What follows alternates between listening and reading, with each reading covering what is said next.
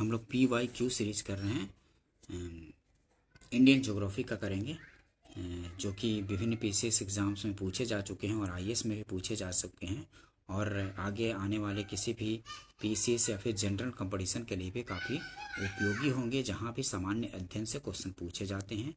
जैसे कि BPSC के थ्रू जो टीचर्स का एग्ज़ाम लिया जाता है, या फिर अन्य स्टेट में भी जो टीचर्स का एग्ज़ाम लिया जाता है, या फिर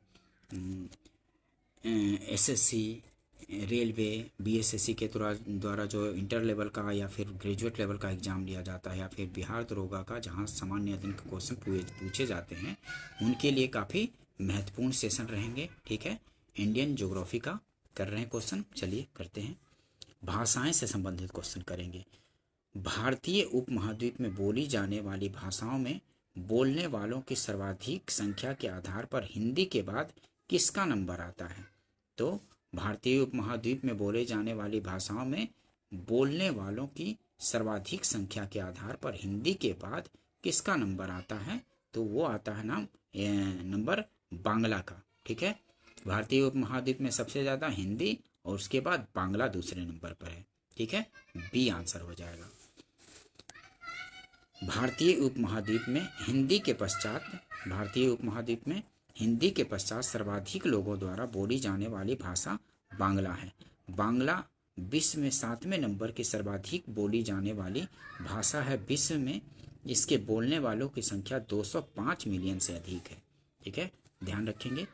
नेक्स्ट क्वेश्चन देखते हैं। हिंदी के पश्चात कौन सी भाषा भारत में सबसे अधिक बोली जाती है? तो वो भाषा है बंगाली भाषा।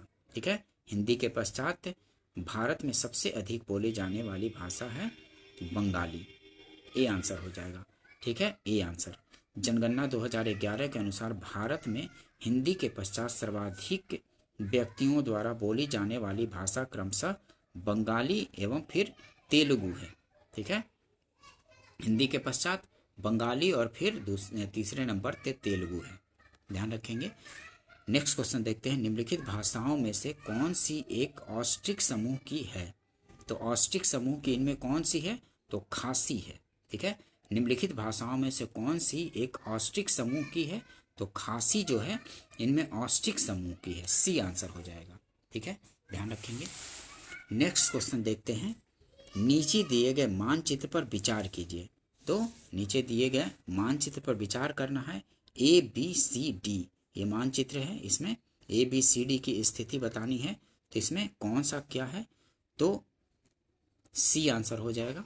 ठीक है, ए के स्थान पर ब्रज भाषा आएगा, बी के स्थान पर अवधी, सी के स्थान पर भोजपुरी और डी के स्थान पर आएगा मैथिली। ठीक है, डी के स्थान पर मैथिली आएगा, मतलब ये बिहार वाला एरिया होगा। ठीक है, और ये भोजपुरी तो यहाँ पे कुछ उत्तर प्रदेश और कुछ बिहार वाला भी एरिया होगा। और यहाँ पे अवधी कहाँ यूपी में बोला जाता है, और ब्रज भाषा भी यूपी वाले एरिया में होगा ना। देखिए सी आंसर होगा। ए पश्चिमी उत्तर प्रदेश के ब्रज भाषा क्षेत्र को, बी मध्य उत्तर प्रदेश के अवधी भाषी क्षेत्र को, और सी पूर्वी उत्तर प्रदेश के भोजपुरी भाषी क्षेत्र को, तथा डी उत्तर बिहार से संलग्न उत्तर प्रदेश के मैथिली भाषी क्षेत्र को इंगित करते हैं। ठीक है, डी उत्तर बिहार से संलग्न उत्तर प्रदेश के मैथिली भाषी क्षेत्र को इंगित कर रहा है। ठीक है, ध्यान रखेंगे। अपवाह तंत्र से संबंधित क्वेश्चन देखते हैं। अपवाह तंत्र से, गंगा नदी तंत्र से। ठीक है, गंगा नदी उदाहरण है, तो पूर्ववर्ती अपवाह का उदाहरण है गंगा नदी। ठीक है, ये आंसर हो जाएगा। गंगा नदी उदाहरण है, तो किसका उदाहरण है? तो पूर्ववर्ती अपवाह का उदाहरण है। ये आंसर हो जाएगा। ठीक है, ध्यान रखेंगे। हिमालय की नदियां पूर्ववर्ती अपवाह की उदाहरण है। ये हिमालय के उत्थान के क्रम में निरंतर अप्रदन कार्य करती रही हैं, अतः इनके द्वारा गौर्ज, महाखड्ड आदि का निर्माण किया जाता है। इस प्रकार की नदियां सिंधु, सतलज, गंगा, ब्रह्मपुत्र है। आयोग ने इस प्रश्न का उत्तर प्रारंभ में ए माना था, परंतु अपने संशोधित उत्तर पत्रक में प्रारंभिक सही उत्तर को गलत करके विकल्प बी अर्थात अनुवर्ती कर दिया था। तो ये बी नहीं होगा, ए ही होगा। ठीक है, आंसर पूर्ववर्ती अपवाह का उदाहरण है गंगा नदी। ठीक है, नेक्स्ट क्वेश्चन देखते हैं। बांग्लादेश में गंगा नदी को पुकारा जाता है, तो बांग्लादेश में जो गंगा नदी हो उसको पुकारा जाता है पद्मा के नाम से। ठीक है, बांग्लादेश में गंगा नदी को पुकारा जाता है पद्मा के नाम से, बी आंसर हो जाएगा।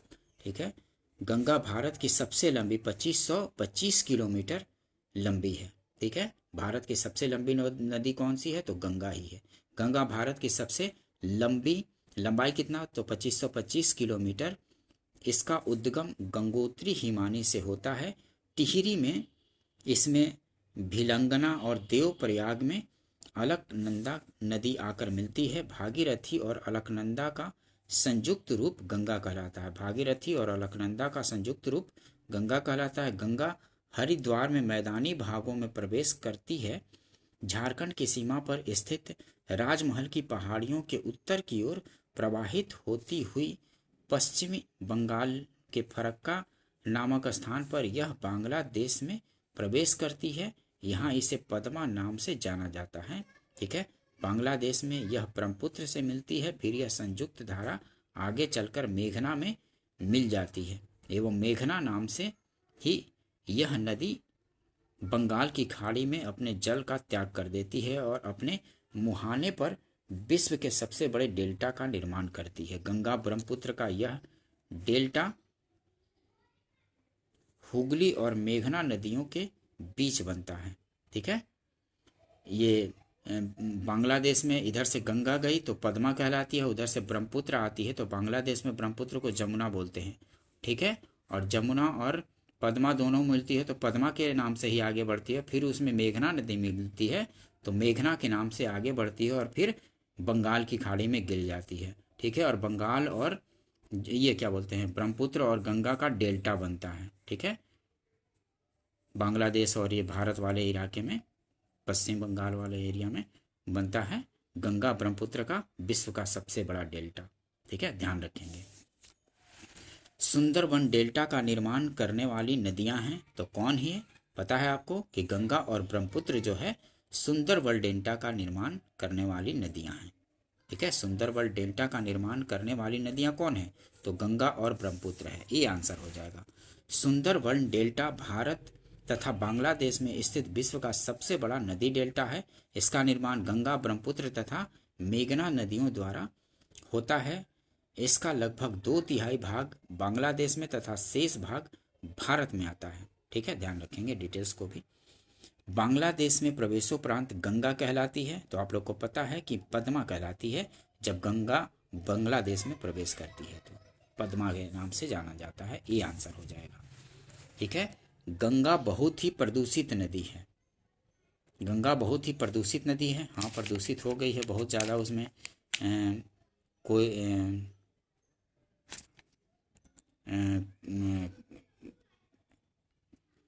फैक्ट्रियों का वो सब गंदगी प्रवाहित कर दिया जाता है या फिर और कुछ कुछ चीज़ें हैं वो सब गंगा में चलती रहती हैं, इस वजह से प्रदूषित होती हैं। ठीक है, गंगा बहुत ही प्रदूषित नदी है। जो नदी जितनी पवित्र होती है वो उतनी ही अधिक प्रदूषित होती है। नहीं, ये गलत हो गया। ठीक है, ए आंसर सही है, गंगा बहुत ही प्रदूषित नदी है। ठीक है, तो ए सही लेकिन आर गलत, तो सी आंसर हो जाएगा। ए सही परंतु आर गलत। ठीक है, सी आंसर हो जाएगा। ठीक है, एक्सप्लेनेशन देखिए और अच्छे से समझ में आए। यह सही है कि गंगा विश्व की सर्वाधिक प्रदूषित नदियों में से एक है। ठीक है, लेकिन इसका कारण उसकी पवित्रता नहीं है। गंगा के प्रदूषण का सबसे बड़ा कारण शहरों का अशोधित प्रदूषण गंगा नदी में मिलाया जाना है। ठीक है, अशोधित प्रदूषण जो है प्रवाहित कर दिया जाता है गंगा में, जो फैक्ट्रियों वगैरह का गंदगी चाहे और सब जो भी गंदगी होता है सब प्रवाहित कर दिया जाता है, इस वजह से प्रदूषित हुई है। ठीक है, नेक्स्ट क्वेश्चन देखते हैं। गंगा की जलोढ़ मृदा की गहराई भूमि सतह के नीचे लगभग कितनी है, तो गंगा की जलोढ़ मृदा की गहराई भूमि सतह के नीचे लगभग 6000 मीटर तक होती है, ये आंसर हो जाएगा। ठीक है, 6000 मीटर तक, ये आंसर। ठीक है, ओल्डहम ओल्डहम के अनुसार गंगा के जलोढ़ निक्षेपों की मोटाई 4000 से 6000 मीटर तथा ग्लेनी के अनुसार 2000 मीटर है। ठीक है, ध्यान रखेंगे। नेक्स्ट क्वेश्चन देखते हैं। निम्नलिखित कथनों का परीक्षण करें एवं नीचे दिए गए कूट से सही उत्तर चुनें। ठीक है, देवप्रयाग अलकनंदा एवं भागीरथी नदी के संगम पर स्थित है। ठीक है, देवप्रयाग कहाँ स्थित है? तो अलकनंदा एवं भागीरथी नदी के संगम पर स्थित है। पहला सही हो गया। रुद्रप्रयाग अलकनंदा एवं मंदाकिनी के संगम पर स्थित है। तो रुद्रप्रयाग भी अलकनंदा और मंदाकिनी नदी के संगम पर अवस्थित है, ये भी सही हो गया। और अलकनंदा नदी बद्रीनाथ से बहती है। अलकनंदा नदी बद्रीनाथ से बहती है, तो ये भी सही है। तो 1, 2, 3 सही है। केदारनाथ आदि शंकराचार्य द्वारा स्थापित सबसे बड़ी पीठ के रूप में मानी जाती है, तो ये नहीं है, ये गलत हो जाएगा। ठीक है, 1, 2, 3 सही है, तो ए आंसर हो जाएगा। ठीक है, ध्यान रखेंगे। आदि शंकराचार्य द्वारा स्थापित 4 पीठों में से एक बद्रीनाथ में स्थापित है, न कि केदारनाथ में। ठीक है,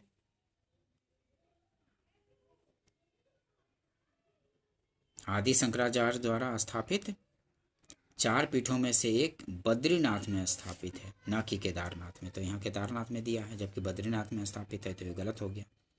ठीक है, ध्यान रखेंगे। नेक्स्ट क्वेश्चन देखते हैं। स्थल और नदियों का संगम। ठीक है, तो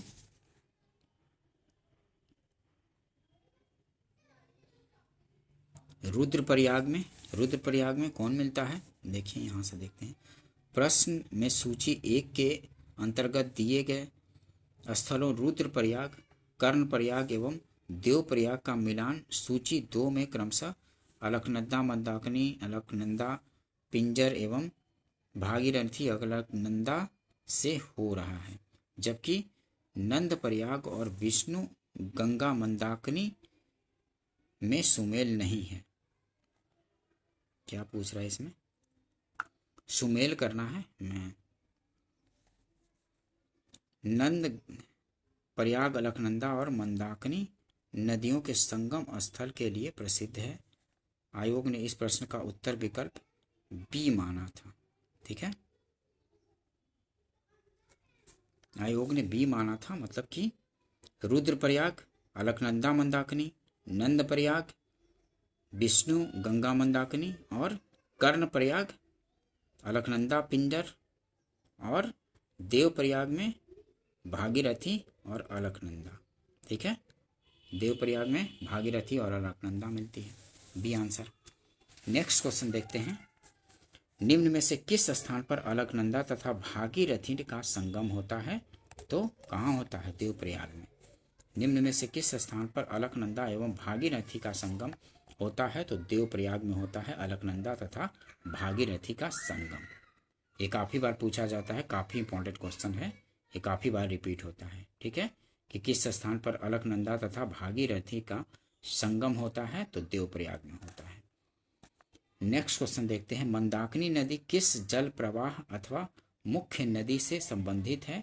तो अलकनंदा से। मंदाकिनी नदी किस जल प्रवाह अथवा मुख्य नदी से संबंधित है? तो अलकनंदा से संबंधित है। ठीक है, मंदाकिनी नदी अलकनंदा जल प्रवाह अथवा मुख्य नदी से संबंधित है, ये आंसर हो जाएगा। ठीक है, ध्यान रखेंगे।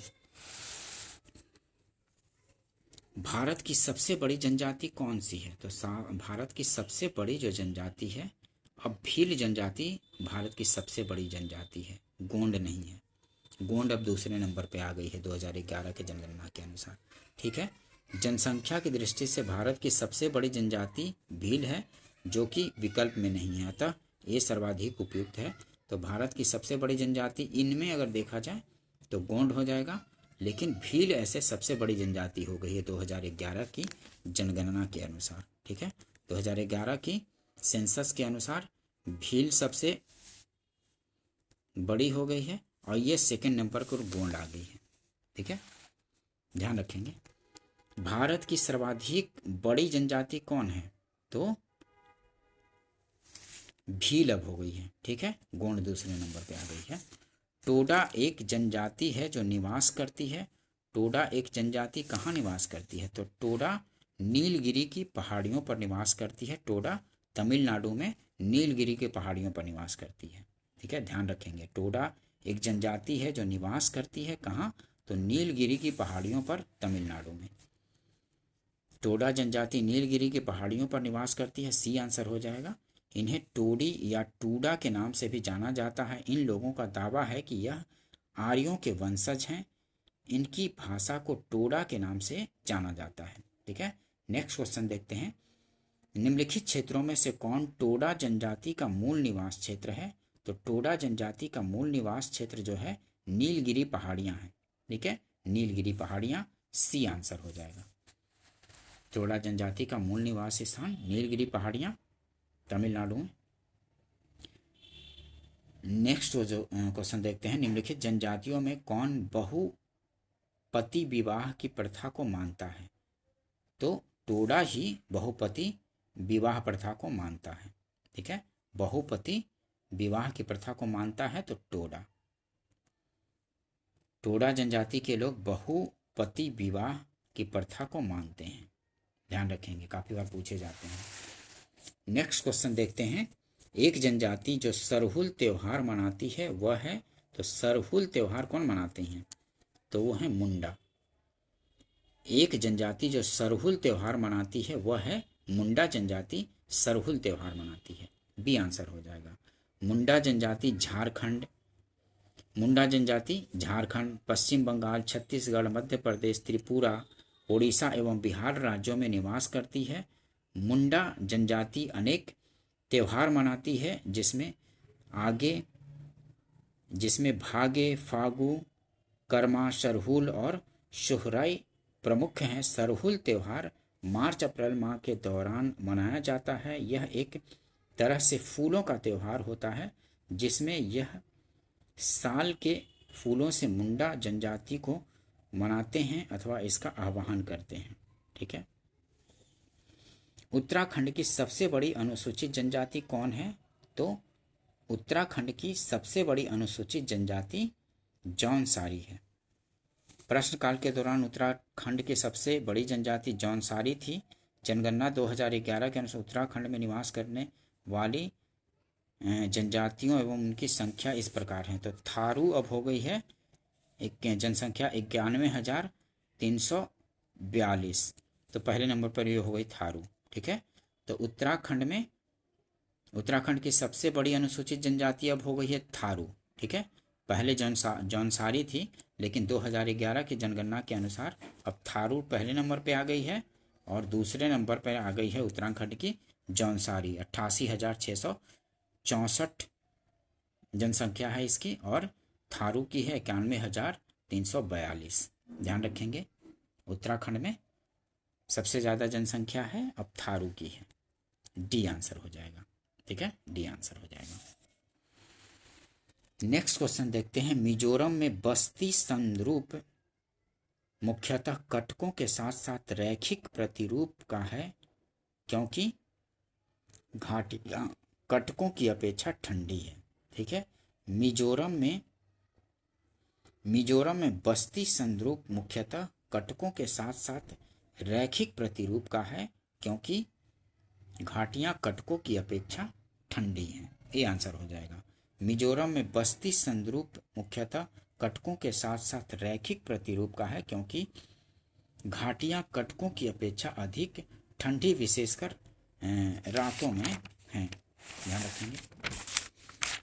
नेक्स्ट क्वेश्चन देखते हैं।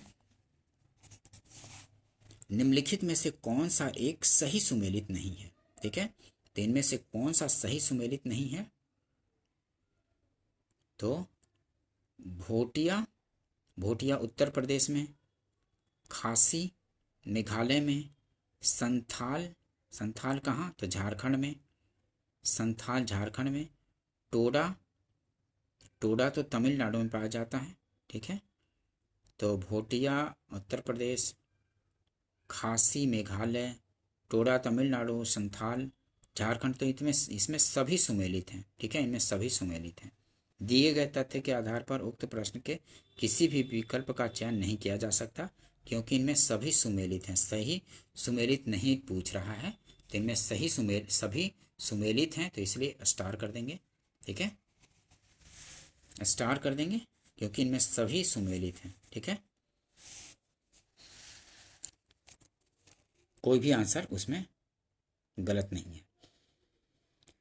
निम्नलिखित में से कौन सा एक सुमेलित नहीं है? तो इनमें से कौन सा सुमेलित नहीं है?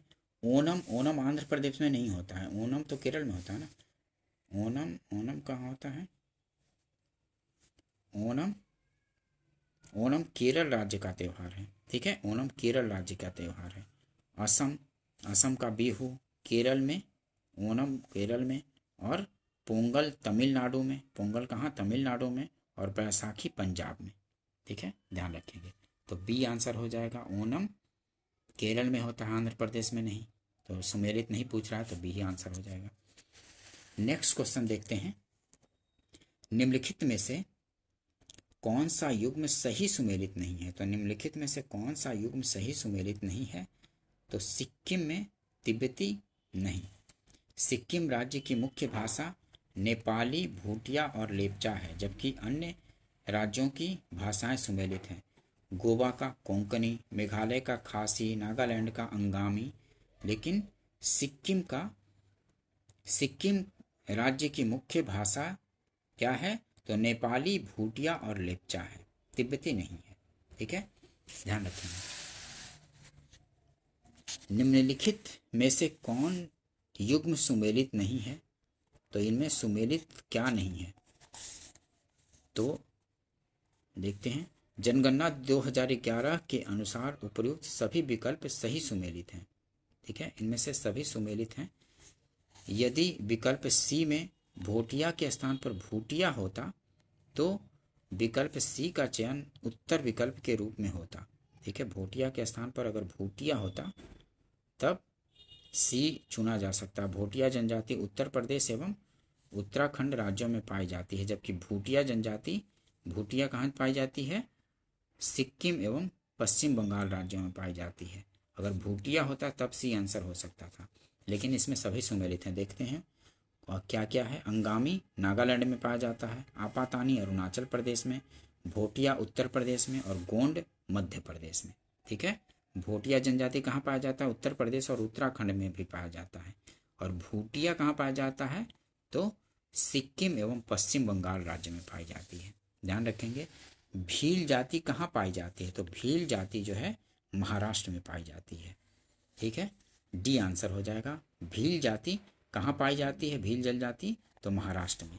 भील शब्द की उत्पत्ति तमिल भाषा के पिल्लुवर शब्द से हुई है, जिसका अर्थ होता है धनुषकारी। यह प्रोटो ऑस्ट्रेलाइड प्रजाति के हैं। यह जनजाति भारत के कहाँ गुजरात, मध्य प्रदेश, छत्तीसगढ़, महाराष्ट्र एवं राजस्थान प्रांतों में अधिवासित हैं। ठीक है, भील जनजाति कहाँ पाई जाती है?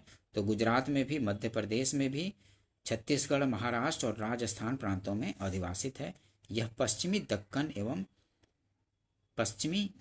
एवं मध्य भारत के साथ साथ पूर्वोत्तर भारत के त्रिपुरा राज्य में, बांग्लादेश से लगी सीमा के पास एवं पाकिस्तान के सिंध प्रांत के थार पारकर जिले में भी पाए जाते हैं। भीलों की संस्कृति में धूसर नृत्य का विशेष महत्व है। ठीक है, भीलों की संस्कृति में धूसर नृत्य का विशेष महत्व है, ध्यान रखेंगे। भारत की निम्नलिखित जनजातियों में से किसमें बहुपतित्व की प्रथा मानी जाती है? तो बहुपतित्व की प्रथा कहाँ मानी जाती है? तो जौनसारी और टोडा में। ठीक है, जौनसारी में भी बहुपतित्व की प्रथा और टोडा में भी बहुपतित्व की प्रथा मानी जाती है। ठीक है, सी आंसर हो जाएगा। ठीक है, 3 और 4, जौनसारी में भी और टोडा में भी बहुपतित्व की प्रथा मानी जाती है। भारत में जौनसारी, खस, टोडा, कोटा, बोटा, तियान एवं इरावा तथा नायर जनजातियों में बहुपतित्व प्रथा का प्रचलन है। ठीक है, ध्यान रखेंगे। नेक्स्ट क्वेश्चन देखते हैं। भील कहाँ पाई जाती है? तो भील जनजाति जो है राजस्थान में पाई जाती है। भील जनजाति राजस्थान में। ठीक है, संथाल कहाँ पाई जाती है? तो संथाल जो है झारखंड में पाई जाती है। और राजी कहाँ पाई जाती है? तो राजी जो है उत्तराखंड में पाई जाती है। और लेप्चा कहाँ? तो लेप्चा जो है सिक्किम में पाई जाती है। ठीक है, बी आंसर हो जाएगा। ठीक है, 4 3 2 1, 4 3 2 1। ठीक है, जनजाति और निवास स्थान, भील कहाँ? तो भील राजस्थान में पाई जाती है। संथाल कहाँ? तो झारखंड में। राजी उत्तराखंड में। लेप्चा सिक्किम में। ठीक है, नेक्स्ट क्वेश्चन देखते हैं। जनजाति और क्षेत्र, तो कौन सा कहाँ पाया जाता है? तो टोडा कहाँ? टोडा तो आपको पता है कि तमिलनाडु में पाया जाता है। टोडा सी का दूसरा। ठीक है, टोडा कहाँ आपको पता है कि तमिलनाडु के नीलगिरी पहाड़ियों में पाया जाता है। और बीर होर कहाँ पाया जाता है? तो इसी से देखिए, सी का दूसरा हो गया तो सी में दूसरा, तो पहला हो गया आंसर। तो बीर होर कहाँ? तो बीर होर पाया जाता है झारखंड में। ए का चौथा हो गया। और भूटिया कहाँ पाया जाता है? तो भूटिया आपको पता है कि सिक्किम में। अभी थोड़ी देर पहले हम लोगों ने देखा था कि भूटिया सिक्किम में और पश्चिम बंगाल वाले इलाके में पाया जाता है। और सेंटनलीज, सेंटनलीज कहाँ पाया जाता है? सो सेंटनलीज है अंडमान एवं निकोबार द्वीप समूह में। सेंटनलीज काफ़ी बार पूछा जाता है अंडमान निकोबार द्वीप समूह में। टोडा भी काफ़ी पूछा जाता है तमिलनाडु के नीलगिरी पहाड़ियों में। ठीक है, ये आंसर हो जाएगा। ठीक है, देखिए एक बार फिर से, बीरहोर कहाँ? तो झारखंड में। भूटिया सिक्किम में। टोडा तमिलनाडु में। सेंटनलीज अंडमान निकोबार द्वीप समूह में। नेक्स्ट क्वेश्चन देखते हैं। सूची 1 को सूची 2 से मिलाना है। तो टोडा कहाँ? तमिलनाडु में। तो ए का तीसरा। और बीरहोर कहाँ? तो बीरहोर झारखंड में ना। लेप्चा कहाँ? सिक्किम में। तो बी का वन तो दूसरा बी हो जाएगा ना। बी का 1 तो बी हो जाएगा। तो टोडा कहाँ? तमिलनाडु में। लेप्चा कहाँ? सिक्किम में। बीरहोर कहाँ? झारखंड में। गारो कहाँ? गारो खासी जयंतिया जो कहाँ पाई जाती है? तो मेघालय में। आपको पता है कि गारो खासी जयंतिया मेघालय में पाई जाती है। ठीक है, तीनों जनजाति है, गारो खासी जयंतिया मेघालय में पाई जाती है, ध्यान रखेंगे। ठीक है, तो ए का तीसरा, बी का पहला, सी का चौथा और डी का दूसरा। ठीक है, ध्यान रखेंगे। टोडा तमिलनाडु, लेप्चा सिक्किम, बीरहोर झारखंड, गारो मेघालय। सहरिया जनजाति के लोग जो हाल में चर्चा में थे, कहाँ के निवासी हैं? तो राजस्थान के। सहरिया जनजाति के लोग जो हाल में चर्चा में थे, कहाँ के निवासी हैं? तो राजस्थान के निवासी हैं, ध्यान रखेंगे। नेक्स्ट क्वेश्चन देखते हैं। जनजाति और निवास स्थान, तो लेप्चा सिक्किम में। संथाल कहाँ? संथाल झारखंड में। ठीक है, देखते हैं।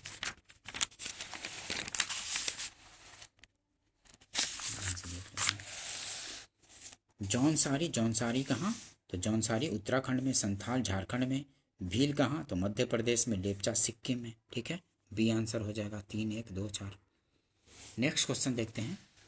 भारत में जनजातियों के निर्धारण का क्या आधार है? तो भारत में जनजातियों के निर्धारण का आधार क्या है? तो सांस्कृतिक विशेषीकरण और विभिन्न आवास है। ठीक है, भारत के जनजातियों के निर्धारण का क्या आधार है? तो सांस्कृतिक विशेषीकरण और विभिन्न आवास। ए आंसर हो जाएगा। ठीक है, ध्यान रखेंगे। नेक्स्ट क्वेश्चन देखते हैं। सुमेलित कीजिए, तो इनमें क्या हो जाएगा? पहाड़ी कोरबा तो जसपुर में। पहाड़ी कोरबा जसपुर में। और बैगा कहाँ? तो बैगा हो जाएगा मंडला में। बैगा मंडला। मारिया कहाँ? तो मारिया हो जाएगा मारिया पाताल कोट छिंदवाड़ा में। और सहरिया कहाँ है? तो सहरिया है ग्वालियर में। ठीक है, तो ए आंसर हो जाएगा। ए का दूसरा, बी का पहला, सी का चौथा और डी का तीसरा। ठीक है। पहाड़ी, पहाड़ी कोरबा, जसपुर, बैगा, मंडला, मारिया, पातालकोट, छिंदवाड़ा और सहरिया, ग्वालियर। ठीक है, देखिए यहाँ पहाड़ी कोरबा, जसपुर, बैगा, मंडला, मारिया, पातालकोट, छिंदवाड़ा, सहरिया, ग्वालियर। ठीक है। मोपला कहाँ है? तो मोपला केरल में ना, मालाबार क्षेत्र में।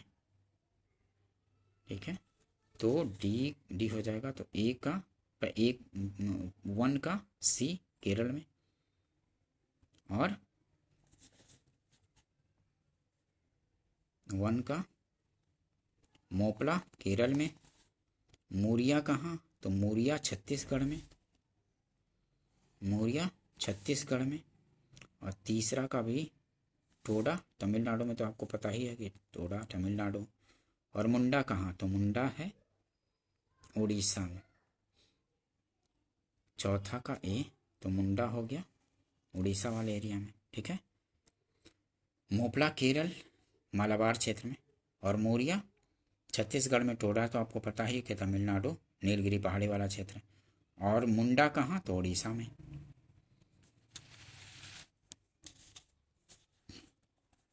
नेक्स्ट देखते हैं, निम्नलिखित कथनों में से कौन सा सही नहीं है? तो इनमें से सही कौन सा नहीं है? देश की कुल जनजातीय जनसंख्या के आधे से कुछ अधिक संख्या उत्तर पूर्वी भारत में है। देश की कुल जनजातीय जनसंख्या के आधे से कुछ अधिक संख्या उत्तर पूर्वी भारत में है, तो ये नहीं है। ठीक है, ये गलत हो जाएगा। भारत के संविधान में अनुसूचित जनजाति की कोई परिभाषा नहीं है, सही है। टोडा कहलाने वाले लोग नीलगिरी क्षेत्र में रहते हैं। ठीक है, टोडा नीलगिरी क्षेत्र में रहते हैं, सही है। नागालैंड में बोली जाने वाली भाषाओं में से लोथा एक है, ये भी सही है, लेकिन बी आंसर नहीं है, तो बी ही आंसर होगा, क्योंकि सही नहीं पूछ रहा है। ठीक है, देखिए जनगणना 2011 के अनुसार उत्तर पूर्वी भारत सिक्किम सहित में देश की कुल जनसंख्या का 11.90% है, ना कि आधे से कुछ अधिक। ठीक है, 11.90% ही है, ना कि आधे से अधिक। ठीक है, तो इसलिए बी गलत हो जाएगा। नेक्स्ट क्वेश्चन देखते हैं, अमरकंटक से कौन सी नदी उद्गम होती है? तो अमरकंटक से कौन सी नदी उद्गम होती है? तो नर्मदा नदी जो है अमरकंटक से निकलती है। ठीक है, अमरकंटक से नर्मदा नदी निकलती है, सी आंसर हो जाएगा। नर्मदा नदी मध्य प्रदेश में अमरकंटक पहाड़ी से निकलकर पश्चिम की ओर 1312 किलोमीटर लंबाई में प्रवाहित होती है, अरब सागर से कैम्बे की खाड़ी में समुद्र में मिल जाती है। ठीक है, पश्चिम की ओर बहते हुए अरब सागर में गिरती है। ठीक है, और यह नदी विंध्य एवं सतपुड़ा श्रेणियों के मध्य भ्रंश घाटी से होकर प्रवाहित होती है, ध्यान रखेंगे। नेक्स्ट क्वेश्चन देखते हैं, नर्मदा घाटी उदाहरण है?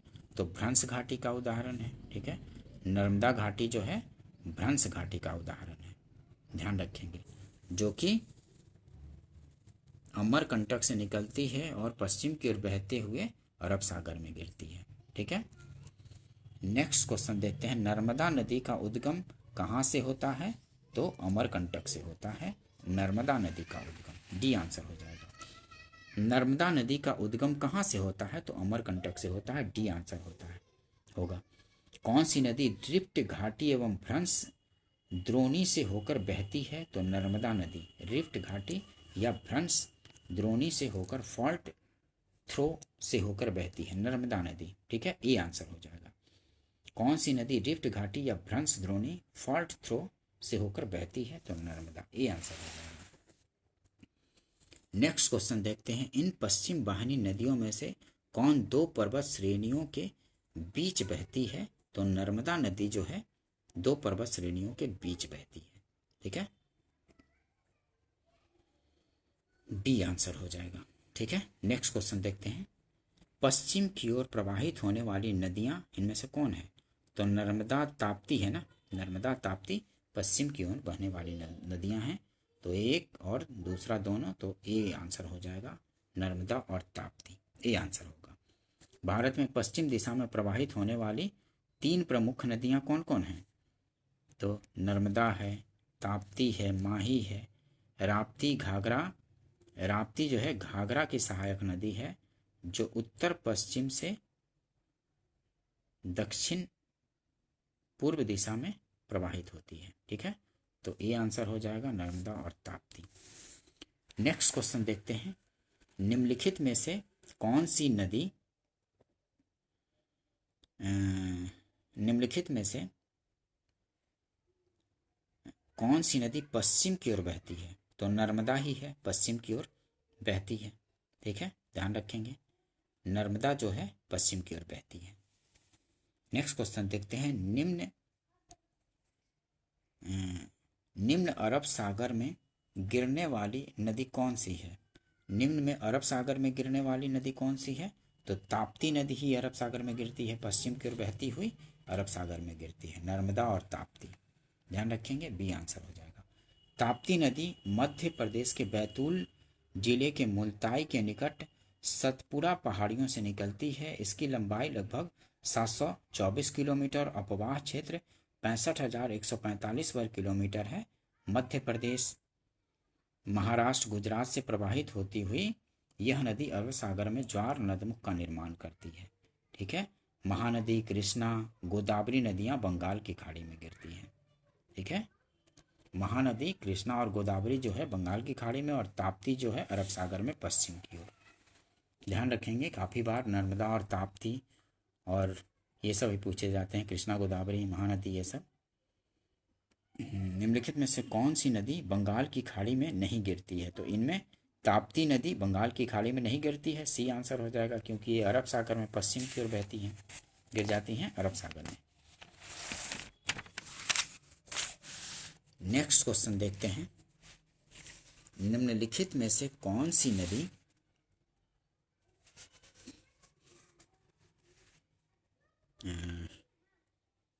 निम्नलिखित में से कौन सी नदी 3 बार 2 धाराओं में विभक्त हो जाती है और कुछ मील आगे जाकर पुनः मिल जाती है, और इस प्रकार श्रीरंगपट्टनम, शिव समुद्रम और श्रीरंगम के द्वीपों का निर्माण करती है? तो कावेरी है।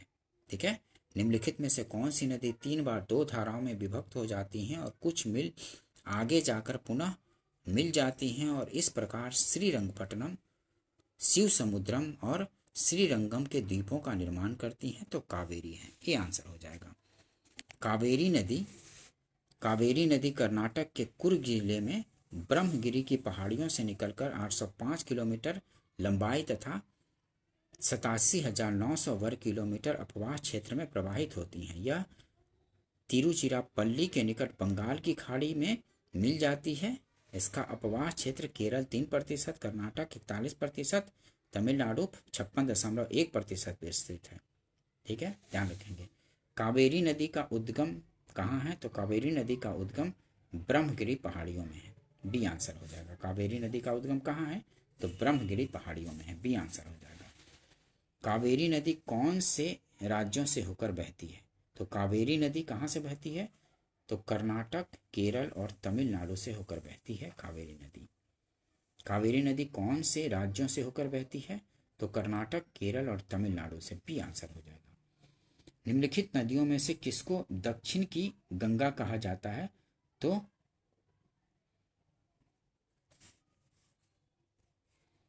निम्नलिखित नदियों में से किसको दक्षिण की गंगा कहा जाता है? तो कावेरी को दक्षिण की गंगा कहा जाता है। ठीक है, कावेरी को दक्षिण की गंगा कहा जाता है, ध्यान रखेंगे इसको।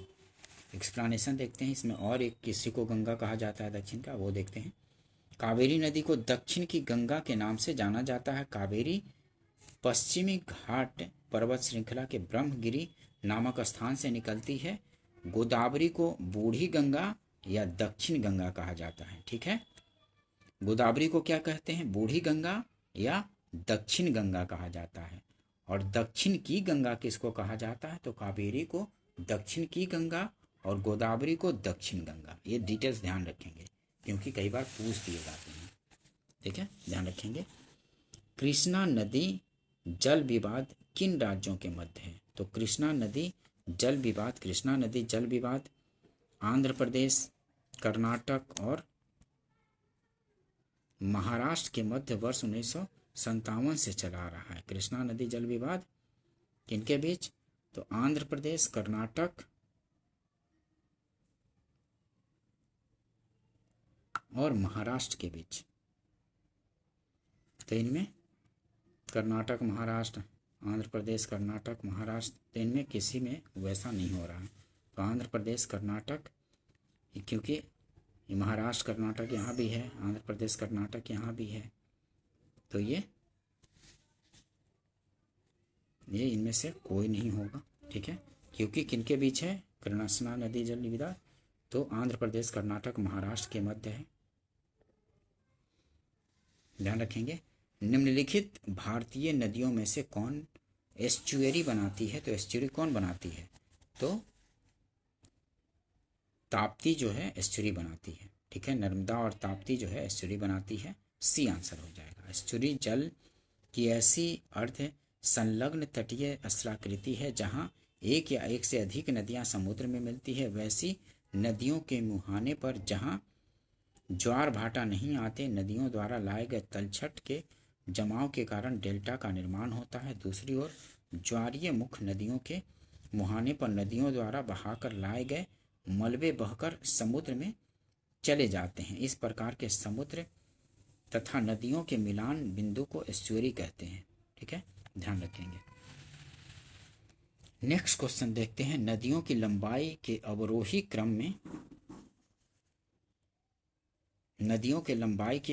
क्रम में गोदावरी, महानदी, नर्मदा व ताप्ती का सही अनुक्रम कौन सा है? तो गोदावरी इनमें सबसे बड़ी है, उसके बाद नर्मदा है, उसके बाद महानदी, उसके बाद ताप्ती है। तो बी आंसर हो जाएगा। ठीक है, गोदावरी इन चारों नदियों में सबसे बड़ी, उसके बाद नर्मदा, उसके बाद महानदी, उसके बाद ताप्ती है। देखिए, Godavari 1465 kilometre, Narmada 1312 kilometre, Mahanadi 858 kilometre और ताप्ती नदी 724 किलोमीटर है। ठीक है, ध्यान रखेंगे। प्रायद्वीपीय भारत के पूर्व दिशा में बहने वाली नदियां उत्तर दक्षिण का सही क्रम क्या है? तो प्रायद्वीपीय भारत में पूर्व दिशा में बहने वाली नदियों का उत्तर दक्षिण का सही क्रम, प्रायद्वीपीय भारत में पूर्व दिशा में बहने वाली नदियों का उत्तर दक्षिण सही क्रम, तो प्रायद्वीपीय भारत में कहाँ बहने वाली नदियों का उत्तर से दक्षिण का सही क्रम? तो सुवर्ण रेखा सबसे उत्तर में, फिर उसके दक्षिण में महानदी, उसके दक्षिण में गोदावरी है, उसके दक्षिण में कृष्णा, उसके बाद पेन्नार, उसके बाद कावेरी, उसके बाद वैगई है। तो ये आंसर हो जाएगा। ठीक है, ध्यान रखेंगे, काफ़ी बार पूछे जाते हैं। ये आंसर होगा। प्रायद्वीपीय भारत में पूर्व दिशा में बहने वाली नदियों का उत्तर से दक्षिण की ओर क्रम इस प्रकार है। स्वर्ण रेखा, उसके दक्षिण में महानदी, उसके दक्षिण में गोदावरी, उसके दक्षिण में कृष्णा, उसके दक्षिण में पेन्नार, उसके दक्षिण में कावेरी, उसके दक्षिण में वैगई। ठीक है, ध्यान रखेंगे। दक्षिण भारत की नदियां प्रमुख रूप से निम्नलिखित में से कौन सा अपवाह तंत्र रखती हैं? तो वृक्षनुमा अपवाह तंत्र रखती हैं। ठीक है, दक्षिण भारत की नदियां प्रमुख रूप से निम्नलिखित में से कौन सा अपवाह तंत्र रखती हैं? तो दक्षिण भारत की जो नदियां हैं प्रमुख रूप से निम्नलिखित में से वृक्षनुमा अपवाह तंत्र रखती हैं। सी आंसर हो जाएगा। दक्षिण भारत की नदियां मुख्य रूप से वृक्षनुमा अपवाह तंत्र रखती हैं। सी आंसर होगा। ठीक है, काफ़ी इंपॉर्टेंट क्वेश्चन है, काफ़ी बार पूछे जाते हैं कि दक्षिण भारत की जो नदियां हैं प्रमुख रूप से किस प्रकार की अपवाह तंत्र रखती हैं? तो वृक्षनुमा रखती हैं। नेक्स्ट क्वेश्चन देखते हैं। निम्नलिखित कथनों में से कौन सा एक सही नहीं है? तो इनमें से कौन सा एक सही नहीं है? तो कावेरी नदी का उद्गम आंध्र प्रदेश में होता है? नहीं, कावेरी नदी का उद्गम जो है आंध्र प्रदेश में नहीं होता है। तो सी सही नहीं होगा। ठीक है, महानदी का उद्गम छत्तीसगढ़ के पठार से होता है, सही है। गोदावरी नदी का उद्गम महाराष्ट्र में होता है, सही है। ताप्ती नदी का उद्गम मध्य प्रदेश में होता है, यही सही है। लेकिन सी सही नहीं है, कावेरी नदी का उद्गम आंध्र प्रदेश में नहीं होता है। कावेरी नदी,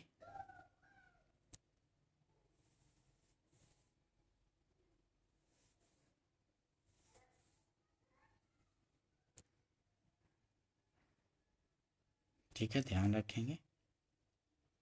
नेक्स्ट क्वेश्चन देखते हैं। सोन, नर्मदा तथा महानदी निकलती है कहाँ से? तो सोन, नर्मदा और महानदी निकलती है अमरकंटक से निकलती है, ठीक है, बी आंसर हो जाएगा।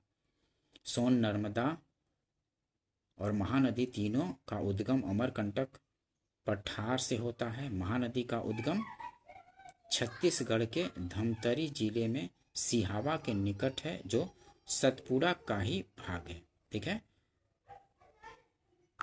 तो सोन, नर्मदा और महानदी, सोन, नर्मदा और महानदी निकलती है अमरकंटक से, बी आंसर हो जाएगा। ठीक है दोस्तों, सेशन अगर पसंद आया हो तो इसको लाइक कीजिए, अपने फ्रेंड सर्किल में शेयर कर दीजिए और सब्सक्राइब भी कर लीजिए, ताकि इस तरह की और भी उपयोगी वीडियो आप लोग के लिए लाया जाते रहे और आपकी तैयारी और बेहतर हो सके, ठीक है, और आप सिलेक्शन ले सकें, ठीक है। मिलते हैं नेक्स्ट वीडियो में। वीडियो देखने के लिए थैंक यू दोस्तों।